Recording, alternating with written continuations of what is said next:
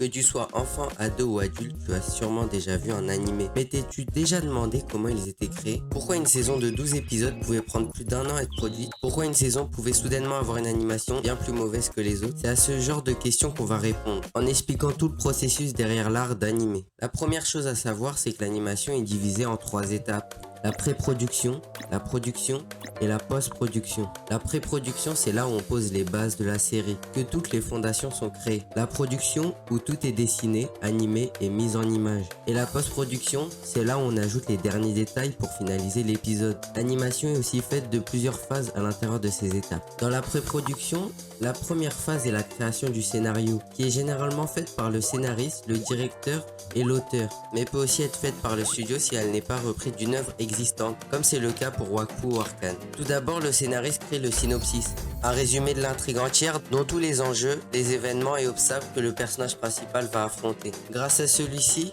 il écrit un plan détaillé de chaque arc, saison et épisode. Il détaille le script de chaque épisode pour définir quand les événements se passeront et crée donc la trame narrative. Quand tous les scripts sont finis, le scénariste et l'épisode directeur créent le storyboard, un ensemble de dessins faits à partir du scénario. Le storyboard est fait à la manière d'un croquis.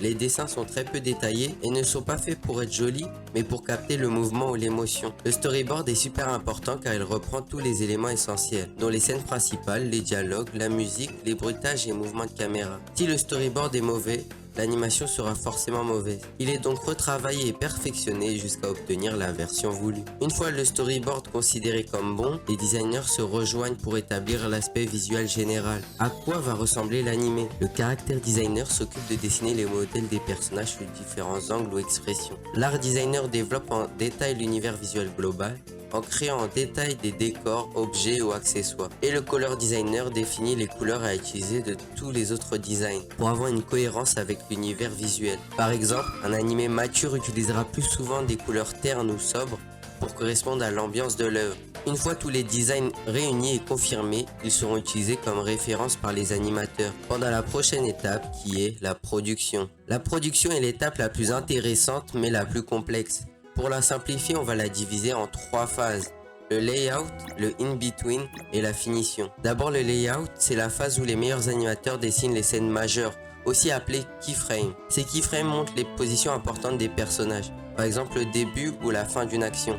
Elles sont découpées en plusieurs couleurs qui marquent les ombres et les lumières, pour faciliter le travail des autres animateurs. Ensuite la phase appelée in-between, dans laquelle les intervallistes, qui sont d'autres animateurs, complètent les images manquantes entre les keyframes pour rendre l'animation plus fluide. Cette étape est souvent faite à l'étranger car elle demande moins d'efforts, de compétences et d'argent. Puis les superviseurs corrigent tous les dessins pour garder le même style durant toute la saison. Enfin, la finition, c'est là où les derniers détails des dessins sont appliqués, comme la CGI où certains éléments et des fois tout l'animé est fait en 3D pour donner du réalisme. La CGI n'est pas obligatoire mais elle facilite les studios grâce à son ratio qualité-temps. Il y a aussi les fonds et couleurs qui sont faits.